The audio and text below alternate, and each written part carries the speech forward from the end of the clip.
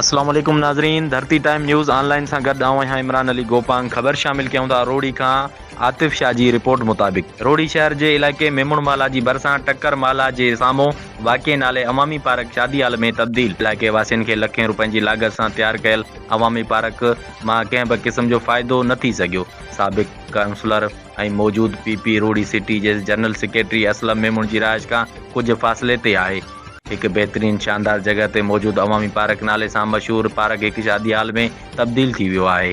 अवामी हुकूमत के हूंदे इंतजामिया की लापरवाही या बेध्यानी के करे एक खूबसूरत पार्क शादी हाल में बनियल है ऐं उन नाइंसाफ़ी ते इंतजामिया खामोश तमाशाई बनियल है। अवामी पार्क ख़त्म थियण जे करे इलाके की खूबसूरती ख़त्म थी वई है। नंढन ॿारनि जी रांद रूंद पिण ख़त्म थी वई है। रौनक गुल बूटा ऐं वण बि बची न सघिया आहिनि ऐं वॾी उमिरि जे शहरनि लाइ पार्क में वेही संगत सां काचारी लाइ जगह ख़त्म थी वई है। एडवोकेट गुलाम शबीर सुमरो, हसन काज़ी, मुजाहिद शेख, एडवोकेट फरहान अहमद ऐं ॿियनि समाजी ऐं सिविल सोसाइटी जे अॻुवाणनि रोड़ी जे सुतल ख़ामोश इंतज़ामिया खां पुरज़ोर मुतालबो कयो त जल्द खां जल्द अवामी पार्क खे पंहिंजी असुल शिकिल में बहाल कयो वञे।